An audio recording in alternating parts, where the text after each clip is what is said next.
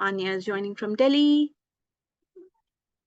Anjali joining from Mumbai. Feeling good. Nice to hear that. Ada is joining from Barcelona. Feeling happy, and it's a rainy day. Okay, nice. Okay, next time we should ask about the weather, where you're joining from. Shivan again from Barcelona. Sandhya from Delhi. All right. Hi, Anita, joining again. So nice to see you back in the space. Hi, Anamika. Happy to reconnect here. Joining from Delhi again. All right. Parisha, should we start? Yes. All right. Okay. So just a very warm welcome. A few more people will join us in a bit, but we won't wait any longer. But just very, very warm welcome. My name is Shraddha, and along with Parisha and I, we host webinars and bunch of other events in this community, which is the Learning Designers community. And it's a space for people excited and passionate about facilitating and designing learning experiences, effective, efficient, good, impactful learning experiences. It's a community for those people to come together, learn together, etc. So, just in terms of very briefly talking about the learning designers community, who are we? We are a global community of learning designers and educators, and we have members from across 15 plus countries who work in different contexts and different sectors. So across education, workspace learning, skilling, and the industry. So just bunch of different sectors that people come from. It's the learning designers community is a platform for connecting with more people, like-minded people. It's a place for networking, for collaboration, for exchange of ideas, uh, best practices, but also challenges. So really, we really encourage authentic conversations around our challenges, our dilemmas, our questions, as much as just best practices. We aim to promote the latest learning research and advancement in the field of learning design collectively. And these are just bunch of events that we host. So webinar is one of our flagship events, but we also hold workshops, meetups, learning design community meetups. We also hold learning dialogues. We'll talk about some of our upcoming events towards the end of this webinar, and then design sprints. So just very, very happy to have some new members join us and some old members as well. And so just briefly talking about today, the topic of today's webinar is behavioral science informed blueprint to design for greater learner engagement. In terms of the format, it's going to be conversational. uh, so it's me in conversation with some speakers today, and I'll introduce them briefly. But it's also conversation between you, the participants, and the speakers. So just as you're hearing our conversation, there may be a bunch of questions that will come in your mind. Feel free to put them in the chat, and if they are in the flow of this conversation, we'll take them during this chat. And and some of the questions we may take towards the end of this conversation. So the last 15 minutes would really be an open house. um, so yeah, just I'd like to introduce some of our exciting speakers today. Anushka first. Anushka is a behavioral science lead at Final Mile, which is a consultancy focusing on complex behavior change through behavior science and design. She has extensive experience in implementing human-centered design solutions in education. Her work spans across diverse learner groups, including children, teachers, and adults in India, Africa, and Southeast Asia. So, Anushka, very, very warm welcome and thanks for joining us today. Going on to our second speaker, which is Alka. Alka Malhotra is a social and behavior change specialist at UNICEF India. She leads the communication research and advocates for institutionalization of social and behavior change processes at national level here in India. She leads behavior science related work in health, nutrition, water, sanitation, hygiene, education, and child protection at UNICEF India. So just a very wide range of experience, but really, institutionalizing behavior change, communication and advocacy across these different fields. So Alka, very, very warm welcome here. And then Saim. Saim is also, I'm happy to share, a member of the LDC community. He one second, sorry, Siam is, and Siam has spent the last 15 years designing and implementing technology-enabled education across Asia, Africa, and Middle East. As EdTech specialist at UNICEF country office in New Delhi, his current focus is on education system transformation through technology and innovation. So just, it's a very exciting line of speakers with us here today. And just happy to share that this webinar is happening in partnership with UNICEF India as well as Final Mile today.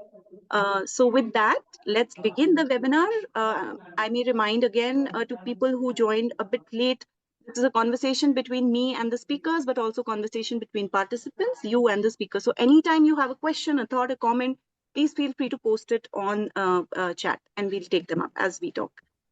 So let me start this one with Siam. And Siam, let's start from the basics, okay? So if you could talk a little bit about behavior science and edtech. So what's the connection? What's behavior science and how is it relevant in the field of education technology? Thank you, Shraddha. It's lovely to be here. Good afternoon, good evening to colleagues around the world. Great topic, as you mentioned, it's been a while that I've been working in the space of EdTech. So looking at technology applications and how it can impact the education sector. The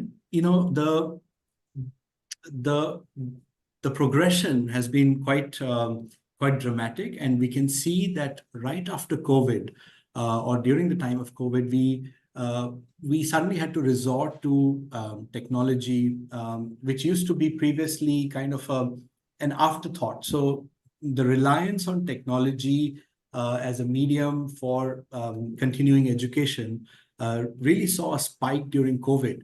And there's a multitude of studies and there's a lot of research around the fact that what's working, what's not working. Because up until that point, we always had the option of blended learning, hybrid learning. So there was in-person classrooms and then combined with some kind of remote learning. But during COVID, we were really faced with no other option but just to go with digital learning. And a lot of, I think, evidence came during that time, and a lot of insights were sort of brought forward. And one of the things I think which we as technologists who have been looking at great content, and we had been looking at improving the platforms, building on the on the technology of it, we realized that digital learning is really a self-learning. I mean, it's a practice which you do by yourself. And in that, I think what we were missing up until that point was that we built good technology. We've focused on the content. We're trying to make content to be very engaging, but we are not really taking a deep dive into the user, and their lifestyles and how they are actually the little things about their behavior and how they engage with technology platforms, how they're engaging with the content. So I think that sort of started to make us work in the area of increasing user engagement, right? So now that we are relying on technology as a medium, we are in fact advocating, and in a big way, we are sort of increasing the use of technology, not just for learning for children, but also for building capacity amongst teachers. And I'm talking purely from the education perspective, because that's really the work we do here at this moment. So we saw an increased sort of engagement and reliance of technology and technology as a medium. Yes. Technology as a medium to reach, to sort of continue learning. And I think beyond the content and the technology platforms, we started looking at different ways in which we can sort of work on user engagement. And at UNICEF, as you know, we are organized between different sections. We have a very strong section which is led by Alka on user engagement, and Alka has been working with Final Mile, who are also a behavior science company.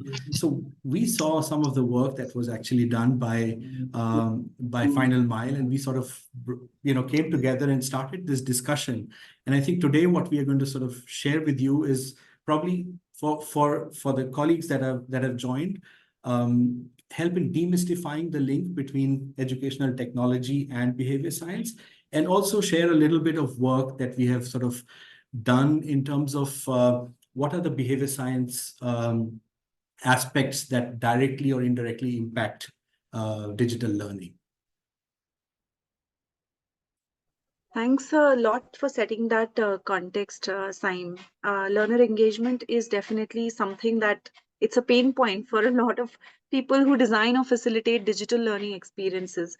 So just it's exciting to know that that UNICEF is working towards bringing behavioral science insight to improve learner engagement. But I want to hear more from Alka maybe now to again Alka, a similar question one, let's just hear from you. What is behavior science, if you can explain it further to our participants today, and also its connection to the field of learning and learning design. Thank you. And thank you for having me here with all of you who are really shaping the way learners engage with technology. Actually, the behavior science is really an understanding of, or a scientific understanding of human behavior. So why do we behave the way that we do? What drives us? What are the reasons that we choose to do some things, and in the same scenario, choose to do something different? All of us choose that we will exercise every day, and then something happens and we stop exercising. So, and then we pick it up again with all good intentions and again continue to not exercise regularly. So there's a rationale to the way we behave. Each one of us can actually explain why we are doing what we are doing, fully understanding, and we have our own logic and our own context for explaining that. And understanding how humans behave and why they do what they do is really behavior science.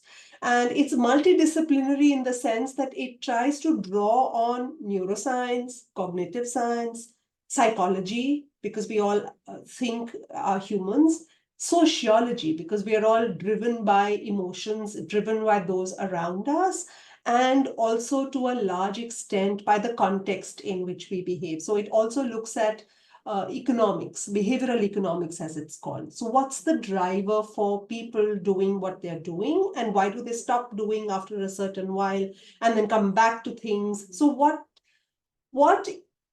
can we understand about humans and human behavior so that we can bridge this intention to action gap? We are constantly wanting to do something, we have all full intentions, but we suddenly do not continue to do it, or we go ahead and very impulsively, what seems impulsive but is very rational, what we do.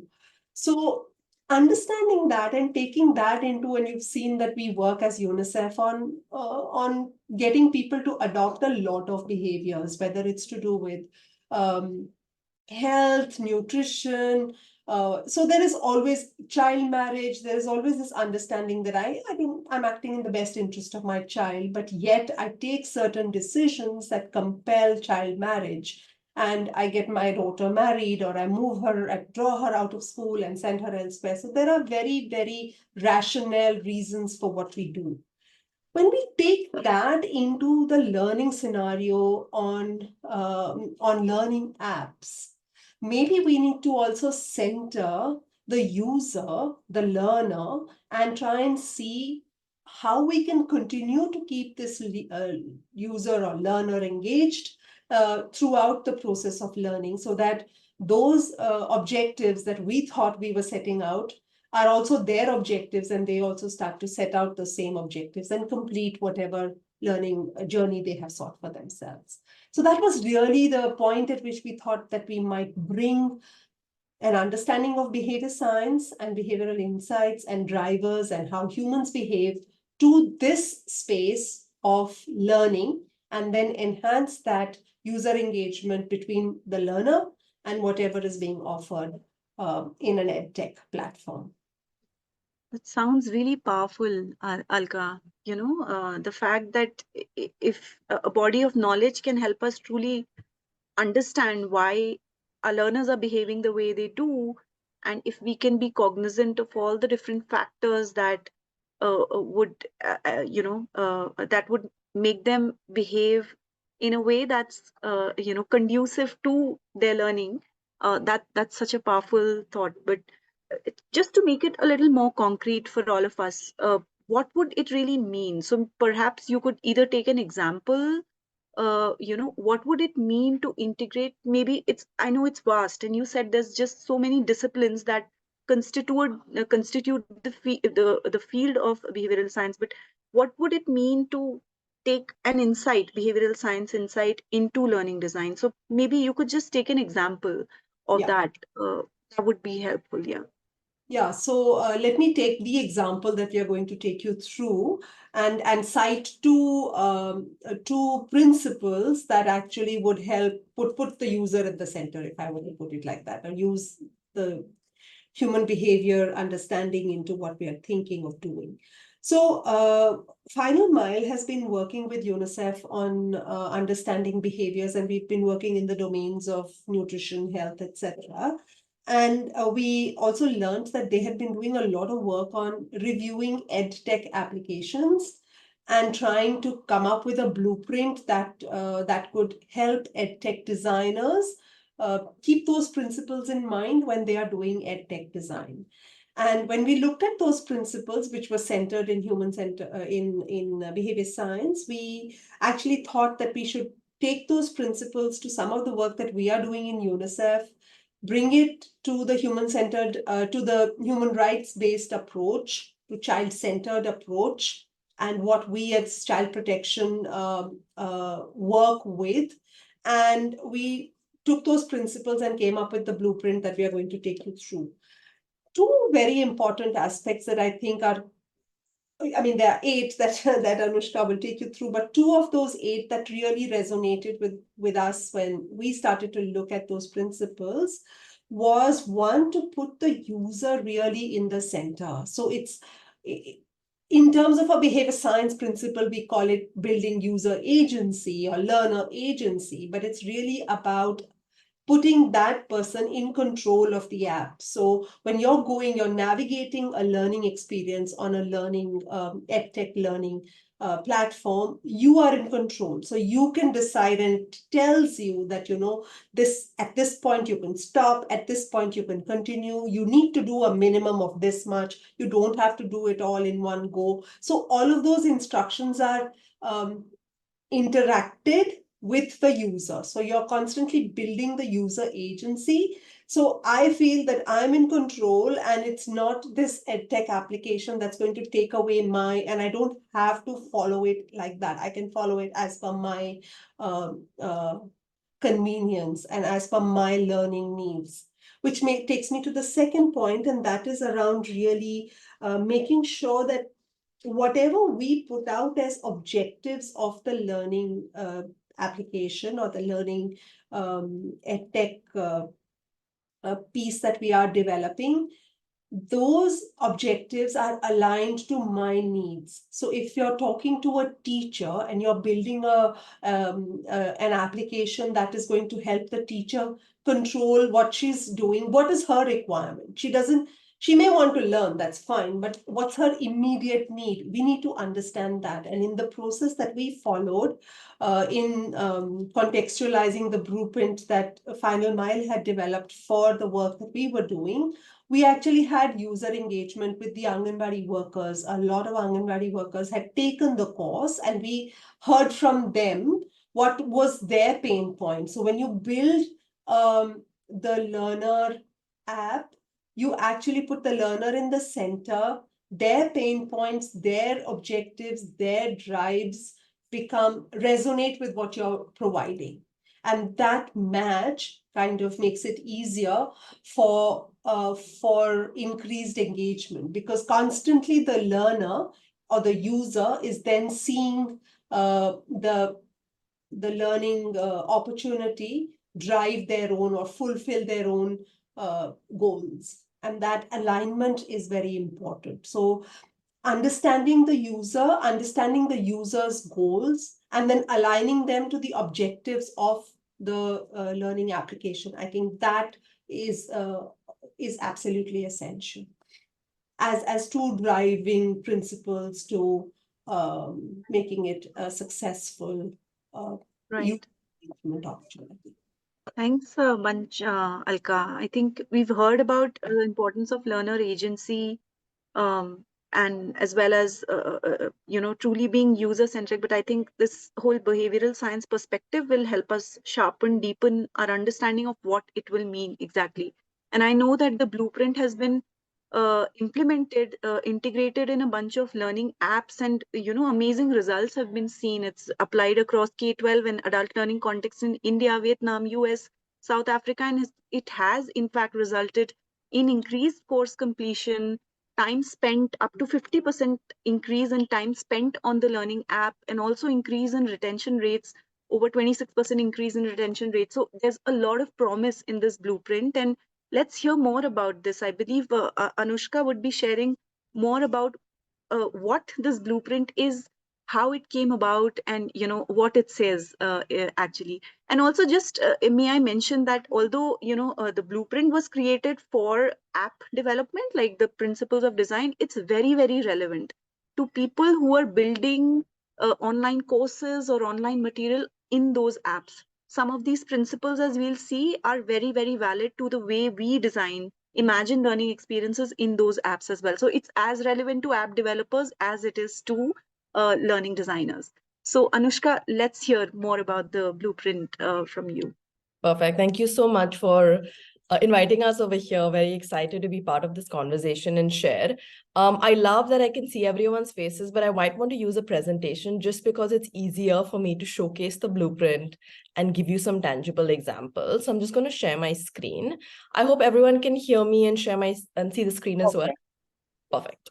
Okay, great.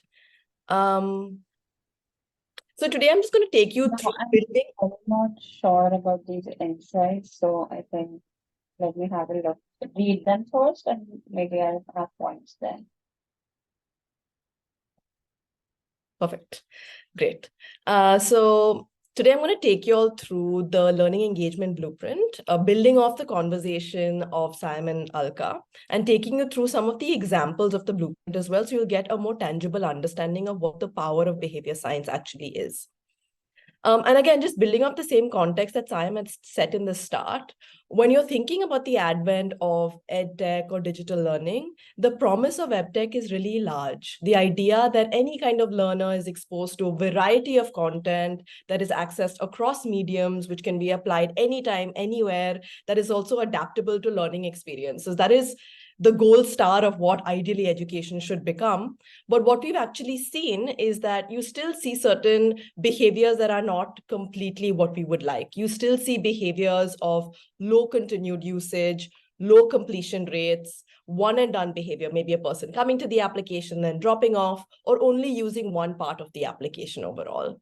And generally, when we've built this blueprint, we've actually engaged with a lot of edtech startup owners, learning designers, owners, policy people, and everyone kept talking about the idea that the best way to solve for this issues that they actually see in behavior is actually better content. Everyone said that maybe if we improve the content, improve the technology, improve accessibility, then we will be able to go through or get through all of these issues. But the point is that all of us know that the content we're exposed to right now is better than ever before. The technology is really improving. And of course, access is important. All of these things are important, but still there's something else that we need to be able to really change the way people are interacting with these self-learning or digital learning applications or modules online as well.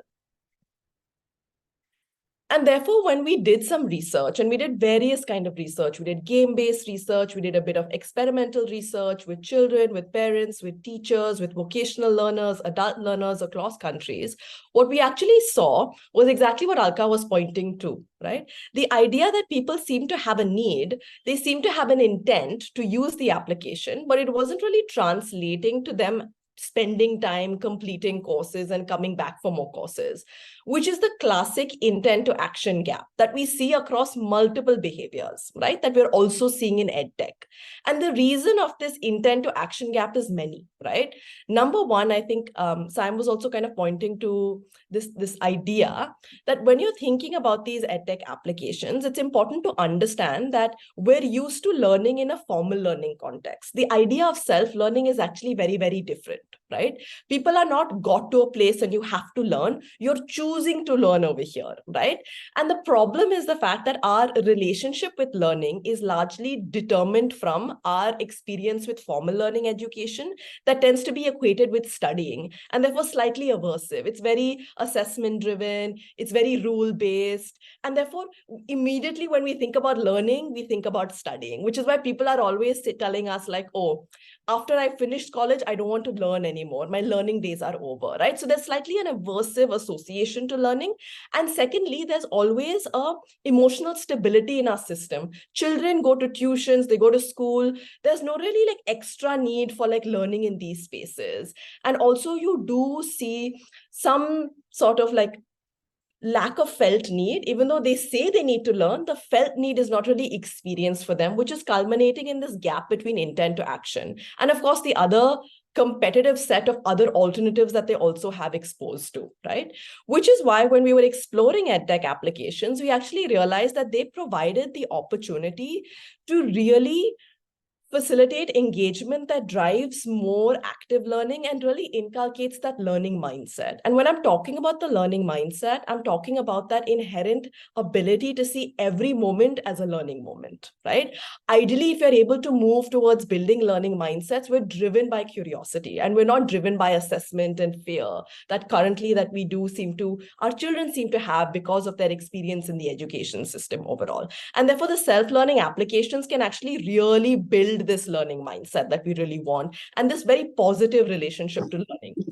And therefore, it's important to also understand the way we design these learning experiences are very important. And it's not just about content, right? It's not just about technology, but it's really about not assuming a person needs it, but really engineering the engagement with the tools, which needs to be carefully thought out and nurtured. So what I mean by engagement, I'm actually talking a little bit about being engaged in the learning activity. I'm talking about that level of behavioral engagement where I feel like I need to pay attention, I put in the effort, I persist in what I'm doing. I'm talking about emotional engagement, which is specifically around enabling tasks in facilitating emotions like curiosity and interest and reducing or the tasks withdrawing emotions such as anxiety, right? Or fear that we generally do feel. It's about cognitive engagement where a person is feeling that this learning is personalized to me. It feels like an actually connect the concepts to the real world and what I'm actually doing, and I'm able to self-regulate my learning process. And the last one is about being agiatic in terms of engagement, being very intentional, being involved in the learning experience. And that's what I'm talking about in terms of designing for these engaged learning experience that is off content, right? So we need to think about in our learning modules, in our EdTech applications, in our blended learning experiences, how are we actually engineering that engagement with the platform by designing almost a step-by-step journey that moves from starting with initially shallow interactions, but slowly moving to deeper emotional relationship with self-learning overall, right? Because again, the idea is that these are self-learning platforms. In many cases, I'm coming with a specific intent that I have. I need to take your intent, understand why you're in this application, and slowly, as you start interacting with me, try to form a goal, try to personalize your experiences, really speak to your sense of identity so you can start seeing value in the application so you keep coming back. So this is what I'm talking about, really engineering and designing that learning experience through certain behavior science principles overall. And obviously, what I'm saying seems very abstract. And therefore, what we try to make a little bit more concrete was to say, how can we use behavior science principles within these edtech applications in order to bridge this intent to action gap and really move towards building these engaging learning experiences. And because of the fact, like everyone knows on this call, the digital learning or edtech or learning module space is really diverse. And therefore, we did not want to work with one application and design certain solutions over there, but we really wanted to, with our partner at that time, Grey Matter Capital, really think about how can we build a blueprint of principles that could be applied by anyone, anywhere, to any sort of application overall. And of course, ideally, we would like to work with a person who's just starting to have an application, but in many cases, many applications are built. And it's just about thinking about small tweaks that you can add or change in the learning experience to really build this engaging learning experiences with any of the learners overall. And therefore, we built the blueprint that you can see in front of you. So right on the top, if you see, those are almost engagement appraisal dimensions. And these engagement appraisal dimensions are what we'd use to almost look at an edtech app or a module and say, how is it doing in terms of engagement dimensions, right? I'm not talking about like retention rates or drop-off rates. I'm talking about evaluating the application from the dimension of how engaging are the learning experiences overall, right? And we want to start with appraising this, so we are able to locate opportunities where we can actually use certain behavior science principles to improve that particular area overall, right? So it's not an assessment, it's just an appraisal of where we are at in order to find those opportunity areas that we could work on. And the bottom that you actually see all the colored squares or tiles, so those are actually called engagement templates. These are behavior science principles that are converted to a design concept that needs to be contextualized into any learning application, right? So for example, on the side, you actually see one that's called goal setting. So that is an example of a behavior science engagement template to say that if I want to kind of like build some engaging learning experiences, I need to work on goal setting. And goal setting is derived from a behavior science principle of how do I get a person to set goals? Because once I set a goal, my behavior is almost driven to ensure that I'm able to get that goal and progress towards the goal overall. And it also gives you a couple of design tips, and it says how you could do it in one application. This still needs to be contextualized to various applications because every learner is different and every application is different as well. So this is the concept of the overall blueprint that we do have. So one, we start off with understanding the current application. Where is it in terms of engagement? Number two, if we find certain opportunity areas that we could work on to use some of these behavior science tweaks or nudges or small changes in the application, which is off content, to see how we could actually build more engaging learning experiences overall. And like I think Shraddha had actually mentioned, we've actually applied and really built this blueprint from actually applying it for various types of learners, right? So we worked across 30 various companies with the design team, with the product owners, with the founders, also with the users, right? To really understand where this application works. But we worked across EdTech, teacher capacity building, adult learning, vocational training, mental health, specific skilling, and these have been across various contexts in various countries as well. And because it's EdTech, we're able to kind of like work with the company to make certain tweaks, and we have been able to get measurable results, because that's a great part of EdTech. You're able to measure and see what the impact of these changes are. But overall, what I really want to focus on today is to kind of talk about my experience working with UNICEF and really being a great partner to help us relook at this blueprint and look at it from an angle of child protection, from an education policy lens, to improve the blueprint and really make it ready for the world in which we live in right now. And also take an example of a course that they have been working on, which was already good, but they said that how could we improve the course, right? And the course that we were looking at was an early childhood care education that is actually given to Anganwadi workers. So for people who are not from India, Anganwadis are basically almost like creches, and the Anganwadi worker is the teacher or the person in the creche who's actually taking care of these children. And she really is really important for that early childhood education and care at that particular moment. And this is a course for them. So what I'm going to do right now is I'm going to take you through each of these behavior science appraisal frames, and I'm going to talk you through an example of how it worked within this ECCE course with Anganwadi workers, and give you an example of what a behavior science nudge or tweak looks like. Again, they're very small changes, right? They're not dramatic changes, but they're small tweaks because they're anchored in behavior science and understanding of the user. They're able to actually have power to create these engaging learning experiences overall.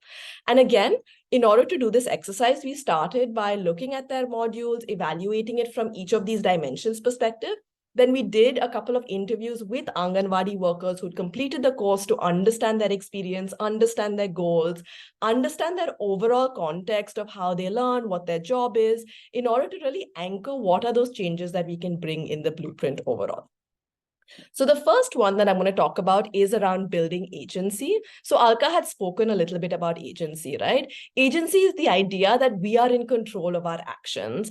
And within self-learning experiences, this becomes more important. So therefore, when we look at applications, we try and understand, does the platform actually give the ownership in the hands of the learner and give them a sense of control over their learning experiences, right? So when you think of formal learning, you don't have as much control, but in self-learning experiences, if you want to really create this learning mindset, they need to be in control of their learning experiences overall. And this drives more greater curiosity and engagement overall.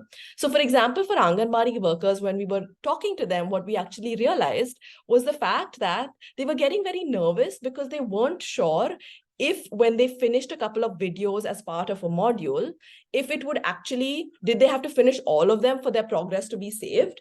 Or could they stop at any time? But they were anxious and they weren't sure. So they just kind of like went through a lot of the content really fast to ensure that it was all saved. But what happens is that the learning is not good, right? Because you're nervous. You're just kind of like going through the content. So all we thought was simple tweak would be the first videos that they do watch, give them a prompt to say, remember, you can pause and stop the video at any time, and you can come back and re-watch the video as well, and your progress will always be saved. And this does two things. So number one, the learner is suddenly in control of their learning experience. And we also knew from them that they kept liking to re-watch a certain video if they were saying something interesting. So again, the power is with the user in order to determine how they're learning and what they're learning overall, right? So this is really about building that sense of control. A small tweak, but dramatically changes the way the person is interacting with the application. Number two is about supporting learning commitment, which is really talking about the goals of the user. So again, Alka spoke about, it's very critical for us to be able to understand what are the goals of our learners, right? Why are they coming to this application and what is really helpful for them? And in many cases, most of our applications satisfy their goals. All you need to do is say it in a language that they understand and what they are actually looking for or seeking. And therefore, when we're looking at applications, we think about how does the platform actually help or understand the learner's intent for coming to the application? And as they start using the application, how do you build a stronger and stronger learning goal commitment, right? Because we as human beings are driven by our goals, and goal-directed behavior is very critical to keep us motivated. And therefore, if you're able to understand a person's goals and keep them measured in terms of giving them feedback in terms of their goals, they really stay committed. And reminding them about their goals further increases the commitment. So a small example in the application that we were working with on ECCE, we basically heard from the Anganwadi workers why they liked the course a lot after they had completed it. They basically said it helped me manage my children in the Anganwadi center better. It helped me keep the children engaged. It gave me tips and tricks or techniques to deal with the children and help them learn better. And it also helped me understand how the kids learn so I can teach them better. So all of these are very specific goals that are obviously satisfied by the learning experience. But just by keeping them as soon as the learner comes in to say, what do you want to learn out of this experience? And I click it, I automatically feel like this application is really aligned to what I want out of this learning application. And therefore, I'm a lot more motivated, more curious, more committed to my goal and committed to the application as well. So this is about goal setting. And if you remember back on the first slide, when I was explaining the engagement template, I gave you the goal setting template, which says, how do you get a person to set goals better? But again, rooted in the goals of the user. Then the third one is about supporting rewarding experiences. Over here, it's not just about giving points and badges, but rather it's about trying to understand what is meaningful and what is rewarding to the user, and how do you ensure that you're helping them understand and rewarding their experiences as they get closer to their goals. So it's not just about the certificate at the end of the course, that is after a lot of effort, but also smaller rewarding experiences as you go through the application. So, for example, in the Anganwadi application, what we actually saw is that rather than the certificate at the end, after every module, could you congratulate them in terms of what are the learning outcomes or what have they actually learned in this module, right? So, for example, like now you're able to do X with your children because you finished this module. So that itself is creating a rewarding moment about learning, but it's also helping you like reinforce what you have learned, so you get better going to commit and come back to the application and not only wait for that end goal that might be, or the end certificate that's too far away. The next one is about personalizing feedback. So, of course, as learning designers, everyone talks about feedback. But I think over here, we're looking at personalizing feedback and also ensuring that the feedback really guides and motivates the user. So rather than feedback, I like to call it feed forward. So how do you ensure that the person knows where they're at, but also that information helps them move ahead and move forward in their learning experiences and motivates them to keep continuing. So for example, on an Anganwadi app, rather than just telling them if you got an answer right and wrong, it's also about saying, why is it wrong, right? Because that is going to help you learn rather than stopping at the negative emotion of, oh, I got that answer wrong. But here you're actually focusing on the idea of like, okay, what can you do to get it right the next time? The next one is about promoting social value. So we all know that learning is inherently social. And sometimes the issue is that when you think about self-learning experiences online, they stop having that social component. So it's very important to think about how do we get back or support the social value that comes from being with a group of people and learning together, right? And how do you simulate that? But it's important to understand it's not just a like or share, but how does the platform actually provide meaningful forms of social interaction that are relevant to that particular user and that action, right? So for example, in the Anganwadi application, we know that Anganwadi, the whole group is a very tight group. It's a very tight in group. And therefore, if I give them a sense of social proof, and social proof is basically about telling them how many others in their same cohort find this helpful, right? So for example, by saying that 83% of Anganwadi workers have found this module very helpful in changing the way they're interacting with their children. So over here, we're doing two things, right? We're showing them as part of their important reference group or their important in group, they found it very, very helpful. And we gave them a number of 83% as well. So now it's driving that sense of social proof, saying, oh, they found it really helpful. So obviously it's going to be really helpful for me. I need to keep motivated on this. And this is just one example of what social value is. I'm just giving you one example of each, so it's a bit more tangible for everyone. The next one is around enabling active learning. So the blueprint does not only draw from behavior science, it also draws from the science of learning. And one thing that we know is that when learning moves from being physical and in person, which is inherently engaging, when it moves to an offline domain, it becomes slightly passive, right? So over here, we were actually thinking about how does the platform actually engage the learner to make meaningful interactions with the content and stay focused. So this is really getting to the science of learning to say, how do I actively engage in the content? How do I take that content and make it meaningful or connected to my life? And how can I actually transfer that to various contexts, right? So this is really about what are some of those small behavior science tweaks that we can put into the application that drives more interaction and engagement or active learning, right? So one way we thought about doing this in the Anganwadi Worker app, which was already there, but we just kind of like pulled it out. We basically said that when they finished a module, saying, congratulations, you finished module 1, tomorrow in your class, why don't you use feedback the way you learned in the application right now? Try it out and see how it works, right? So over here, it's a very small prompt. It's connected to what they've just learned. But what it does is that it makes sure they're able to kind of like apply it in the class the next day. And this two things happen, right? So one is that you're more engaged and rethinking about what you learned in the application. Second, you're going to potentially try it out and get feedback immediately. Because one thing that we learned from the Anganwadi workers, when they finished the course, they said it's really, really helpful. I learned so many things. So we were just trying to bring that experience after they finished each of the modules so they could actually apply it and get that positive feedback from their children or the kids that they were teaching, which was actually most rewarding for them. The second last one is about driving investment. So the idea of investment draws from the principle of sunk cost fallacy, the idea that as I engage with something, I inherently feel like I need to continue that behavior, right? So how does the platform actually help the learner create stored value as they interact in the platform, right? The best example is LinkedIn, right? Our LinkedIn, we've done certain interactions, but it creates stored value because now we have our whole ecosystem of like professional context over there. So we'll never delete LinkedIn because it has a lot of social value stored in the application. And similarly, if we have a textbook in school in formal learning, when we underline it, now this has more value in it because we've underlined it and said what's important. So how do we take that to the offline or the online domain?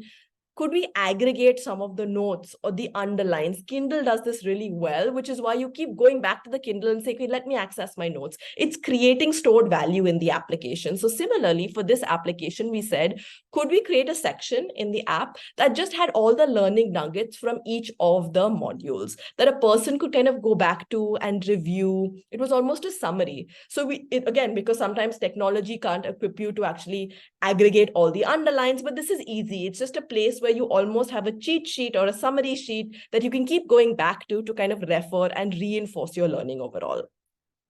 And the last one is about ensuring support. I think it's very important for platforms to very intentionally design secure learning spaces for the learner, right? And therefore, how are we thinking about secure learning spaces for the learner is what we kind of evaluate through applications as well. So for the Anganwadi worker and the application, we specifically saw that they had a WhatsApp group on the side with their friends and their supervisors that they kept going to say, something's not working with technology, or I don't understand what's going to happen here. And therefore, they had that support from other people outside the application that allowed them to work in this application because of the content being hard, but also because of the them being more digitally native, right? Not native. So therefore, we said that, of course, a small chatbot, which kind of prompts you and asks you questions, could kind of help create the secure support within the application rather than outside. But even if this doesn't happen, just thinking about it as a blended learning experience, saying that, okay, why don't you have this support group of all of us if you have questions on WhatsApp that you can ask us immediately and we can respond to, and you can kind of do this. Because I think it's important to understand that even when we're driving engagement on an online domain, we kept saying that how do you create more blended learning experiences, right? So how do you create in-app and outside app interactions? And some of our templates also did this. So that was a quick summary about what I did. I know I went a bit fast, but I just wanted to give you a snapshot about how behavior science is helpful in terms of the various lenses. And then number two, certain quick examples of how it actually manifests in small design changes that can actually have a large impact. I'm going to pause and stop sharing my screen. Wow, Anushka. Just love there was so much there in the presentation. And what struck me was, some of those principles, but when you gave the examples, I think it just added another layer of nuance to it. All learning designers know the importance of learning outcomes, but when you said how, what you heard from the learners is what helped you figure out the right language to put it out there. It was just like, oh wow, that's the way, and it came out over and over in some of the things that you mentioned. The 83% learners found this useful. So you essentially, the process of design itself is taking what learners are saying about the course into the design. So you're using what they're saying, the language they're using, what they're finding useful, their feedback, into the content and the design of the learning experience. It was so powerful. I want to open it up actually. So please feel free to post any questions you have about this blueprint or behavior science and learning in general. Please feel free to post that on the chat. But just to give a little time, maybe Anushka, maybe I can ask the first question and then we already have a question here, is it? Or Parisha, if you have a set of questions, would you like to? Yeah, there's some questions on the chat. If you'd like to take it forward from here, Parisha. So Sarah is asking if there are any resources or courses which can be shared in order to understand behavioral science in depth. She also wanted to understand more about how sunk cost applies, Sure. and yeah, just to understand some of those principles. Perfect. So yes, firstly, Sarah, there are a lot of courses available online about behavior science, and there's some courses which are more applied behavior science that is sometimes more helpful. So we can share a list with the group, maybe post the session. Many online courses, paid, unpaid, and again, it's not about the fact that there's a lack of courses. I think it's about finding the right course that is actually applied to what you're doing. But right now, I think there are also interesting courses which are learning and behavior science, which is important. And just to kind of like add to a point that Shraddha mentioned, right? I think what behavior science does is it gives you language and it gives you words and concepts for what intuitively as learning designers you'll already know. And that's my experience working with various colleagues, because we're actually a design and a behavior science firm together, right? So a lot of it is us just giving language to our designers to be able to kind of like pinpoint that user insight and also kind of add that depth that a person might get from multiple years of experience overall.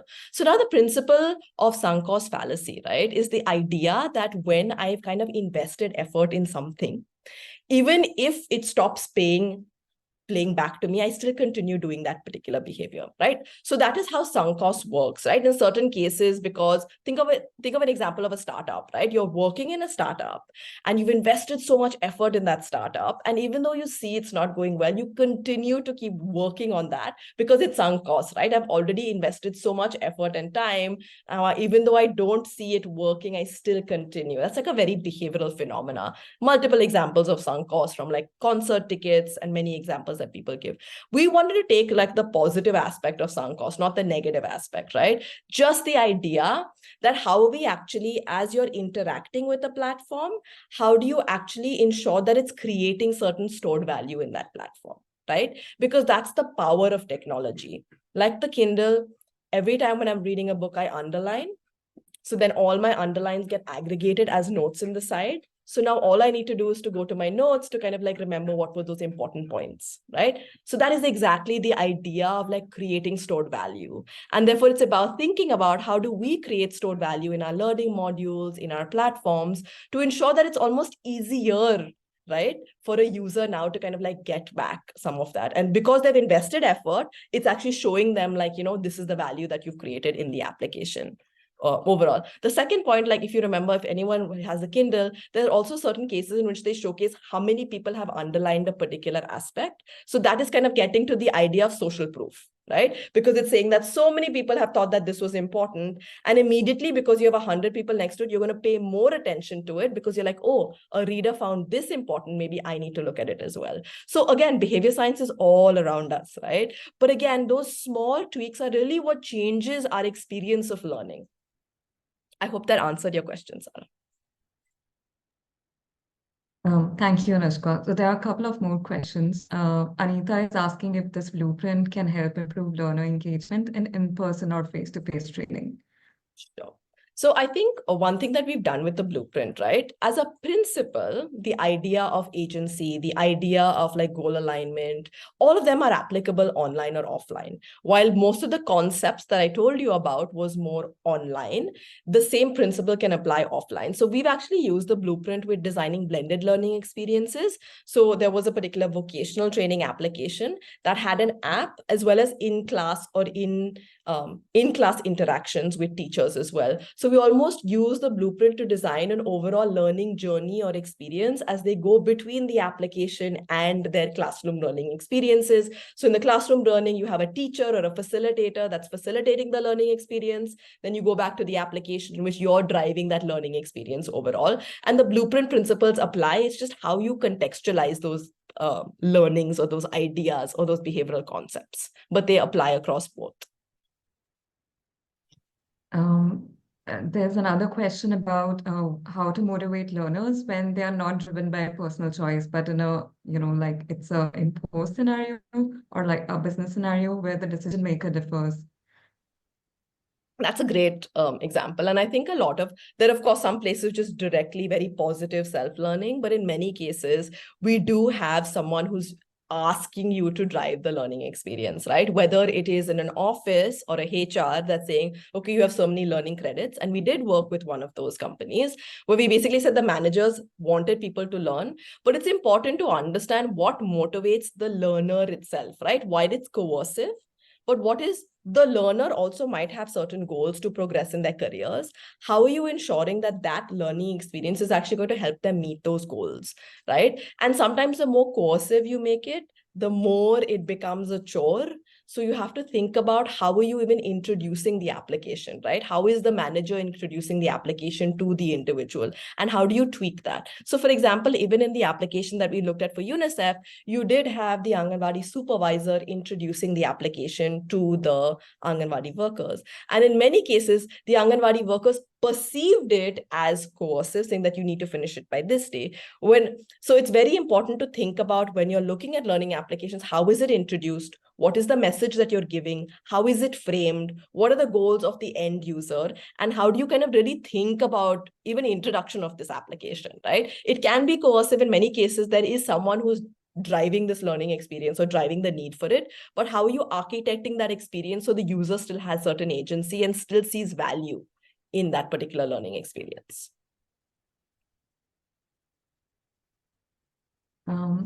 Thank you. So Sarah is asking if there are any behavioral science techniques that you use to conduct needs assessment to understand the goals and motivation of the user. So, I mean, it's more qualitative understanding. And we work with just a phone interview where it's kind of the questions you ask that is very important. It's just to kind of say that you're not just understanding what they're doing in the application, but understanding their larger context of behavior, to kind of say that, okay, when do you enjoy learning in general, right? When do you learn differently? What are your goals with this? What are your goals in school? What are your goals overall? So I think it's not only about how you do the research. Is it an FGD? Is it a game-based tool? Is it an interesting vignette? But it's also really about the idea that you need to go broader to kind of understand their life context. You have to understand the context in which they're making certain decisions, the other players in the market, rather than just focusing on the specific application or the need that they do have within the application. Because in many cases, you'd understand or see that they need is slightly outside, or you need to kind of differentiate from like other competitors in the market as well.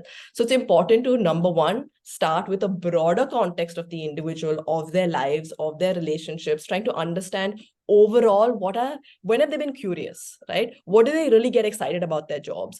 Those are the questions that actually help us design the goals, design when do they actually seek out and learn. And if you actually see, a lot of our Anganwadi workers, a lot of people are actually learning on YouTube all the time. It's short, it's bite-sized, and it's very aligned to what I need at that moment, right? So how can I take from what they genuinely do where they're curious and mimic that experience in our learning application? So that also kind of like gives it to us. So we use FGDs, we use one-on-one interviews, but we use a lot of game-based techniques as well, a lot of like prompts, moment prompts, a lot of cue cards to kind of like get them to speak more about these things. I think we're at time. I apologize if I've taken too long. There are so many questions. We are almost, it's almost time for the event. Shraddha, do we have time to take a few up? We can maybe take one, and then maybe we can share, if speakers are okay, we can share your LinkedIn profiles and people Yes, can connect with you. of course. Unless, yeah, okay. Maybe we can take one, Parisha.